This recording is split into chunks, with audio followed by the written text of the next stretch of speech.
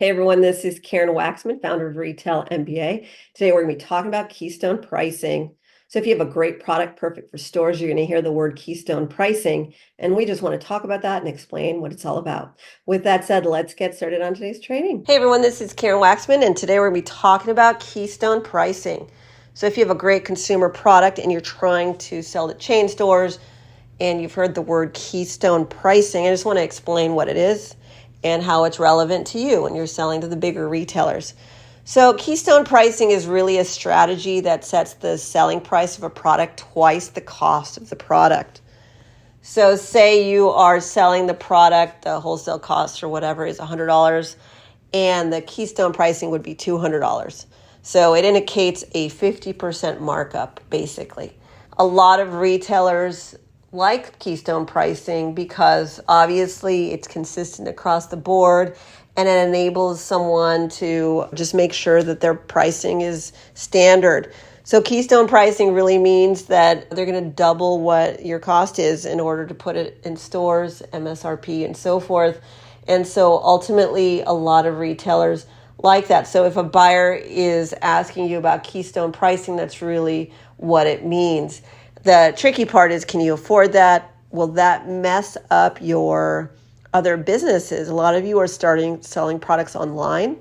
And so if they do change the pricing, are you now competing with your online product? Or worst case scenario, is the retailer going to have to compete with your pricing that's now online already?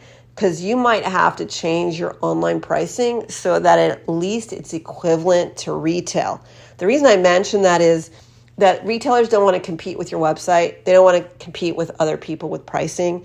And so if you agree to Keystone Pricing and everything works out perfectly, just make sure that what you're doing with your own site and your own stuff makes sense, right? Sometimes you have this product that's doing so well online, but then you start working with retailers and they need the price somewhere else so they can make some money off the product. And it just isn't matching up. So as a business decision, you have to choose whether or not you can handle that. I only say that because I never agree to deals unless I really understand what that's going to be like as an impact to me in my business and my bottom line.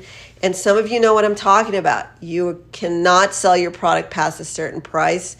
And if that's the case and Keystone is going to hurt your business in some way, then you need to pay attention. Good thing is most of the time, Keystone isn't the worst thing that can happen to you. And a lot of times it's great. And also just be aware that the buyers are trying to sell stuff too. So don't compete with the retail price.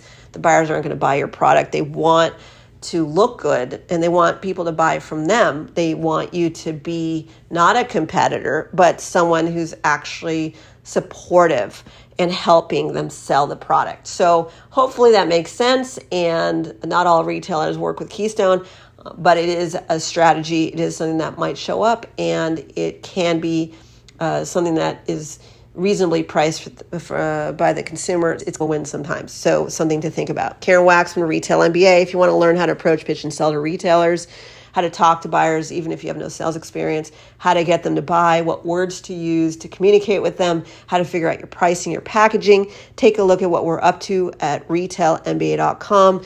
We are a retail consultancy. We have training systems, we have live events, and we have services to reach out to buyers for you. Thanks so much.